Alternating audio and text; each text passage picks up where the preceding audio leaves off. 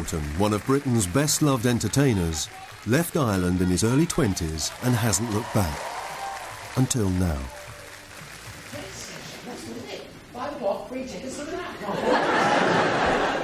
I'm very surprised that I'm now as drawn to Ireland as I am. You know, I never thought I would be. We were a very small family unit, which is unusual in Ireland, particularly Southern Ireland. Then on top of that, we were Protestant. And there's an odd thing in Southern Ireland where, you know, as far as I know, we're Irish. As far as we know that we go back, it's Irish, Irish, Irish, Irish, Irish. And yet you're made to feel like you're not Irish. Like you weren't properly Irish, you weren't Catholic. And you felt slightly foreign in your own homeland. I was very boring. No, you were excellent. I think that this experience and what I learn might alter my relationship to Ireland, because it just always made me feel slightly, I don't know, just not quite good enough. Not quite up to scratch when it came to being Irish. I think your background, your family tree, it's something that I think you get more interested in as you get older. You know, as you become like your parents, really. And that's when you start thinking about where you came from and what was back there. Because I think when you're a kid, you don't, you know, clearly you don't care. And in my case, you just want to get away from it. You know, home was just somewhere where you sat till you were ready to leave. Graham was born Graham William Walker in 1963 in Dublin.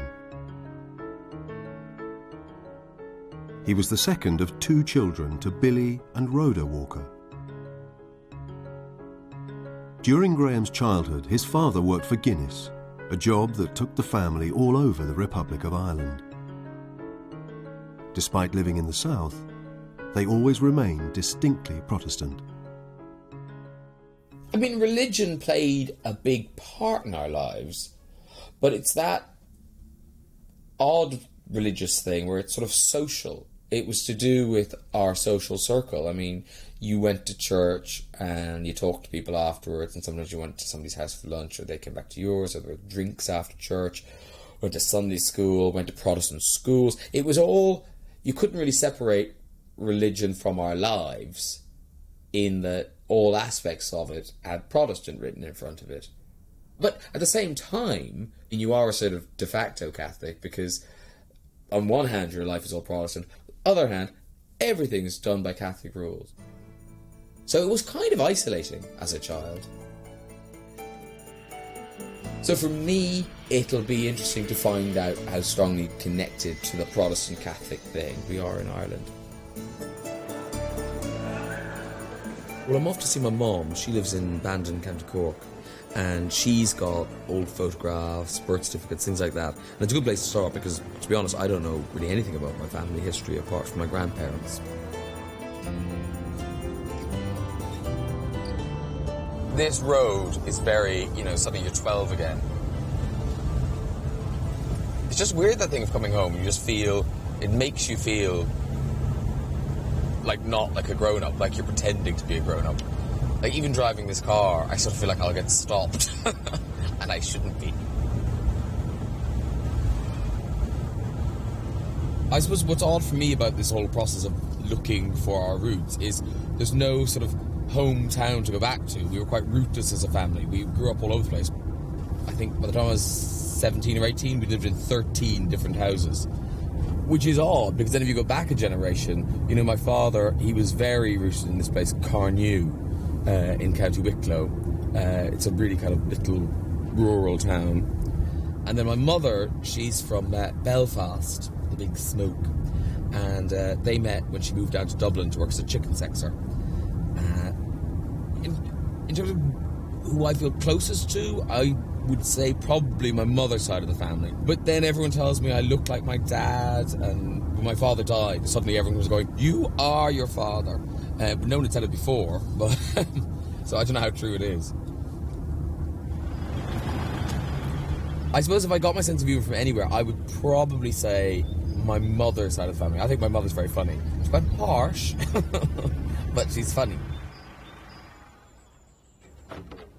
Hello, how are you?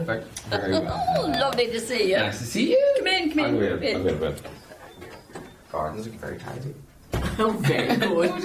It is. Graham's mother, Rhoda, and his sister, Paula, have gathered together some old family photos and documents.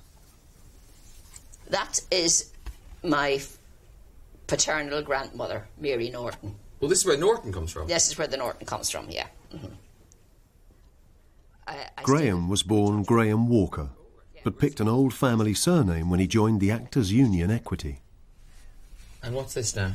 That's her again. Oh, well, she's much older there, isn't she? Yeah. So after the war.